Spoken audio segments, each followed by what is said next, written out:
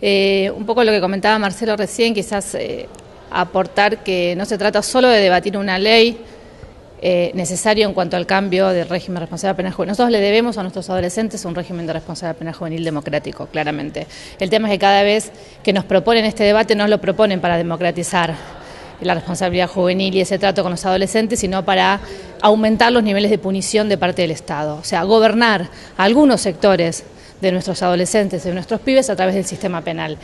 Este proyecto de ley del Ejecutivo, que es nefasto, porque no solo es una continuidad de la 22278, que es un decreto de ley de la dictadura, sino que en algunas cosas es peor. Creíamos que no podía haber nada peor, pero parece que lo hay. Nos preocupa porque es una forma más de demostrar que se quiere avanzar sobre el ampliar un Estado punitivo, y cuando se amplía el Estado punitivo retrocede el Estado social. Cuando hay decisión política de poner plata en el sistema penal, hay decisión política de sacar plata de las políticas públicas sociales. Bien, y si bien los estudiantes de la Universidad de Moreno no son mayores de 18 años, son jóvenes y podrían ser pares de los chicos que están en esta discusión, ¿por qué es importante que ellos asistan a este debate? La población carcelaria en la Argentina, los privados de libertad, son todos muy jóvenes. Esa barrera etaria en los 18 años es casi caprichosa. La cárcel es una de las formas del gobierno, es una de las formas del disciplinamiento de algunos sectores de la sociedad. Digo algunos porque el sistema penal es por excelencia selectivo, y por eso es importante discutirlo. Porque acá nosotros lo que queremos discutir son barreras de política criminal. Si uno discute política criminal, discutimos edad.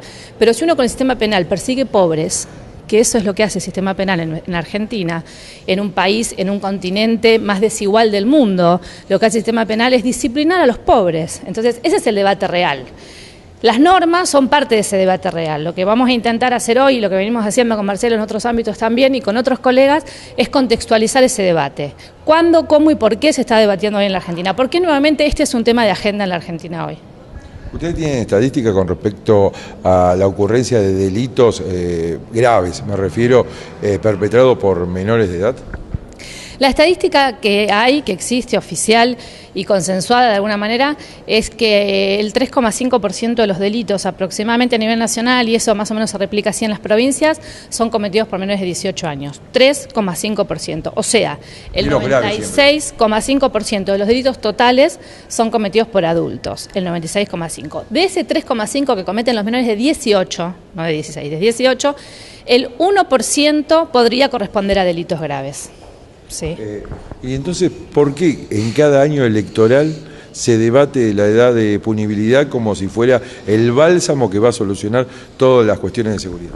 Y justamente, ¿por qué? Porque es una forma de consensuar a través de supuestamente políticas de seguridad, ¿no? Uno de los discursos, porque ahora han sumado otro, no es el único, uno de los discursos tiene que ver con la seguridad ciudadana.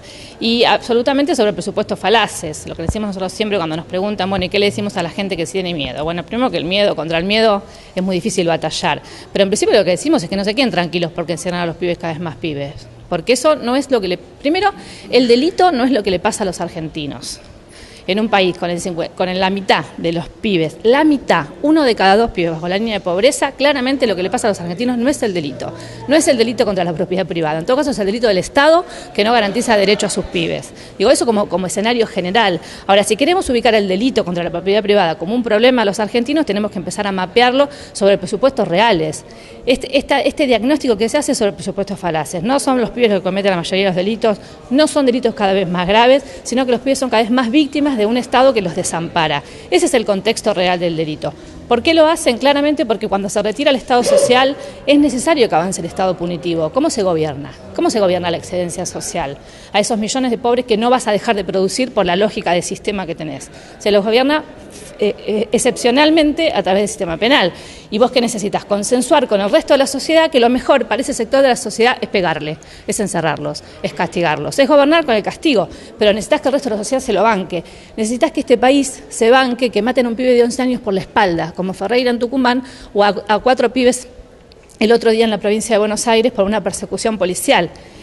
Necesitas una sociedad que soporte y que siga funcionando el día siguiente de enterrar 4 pibes menores de edad porque la policía les disparó, los persiguió y les disparó. ¿Cómo generás ese consenso social? ¿Qué necesitas? Generás construyendo ese enemigo interno que es el joven pobre vinculado al delito.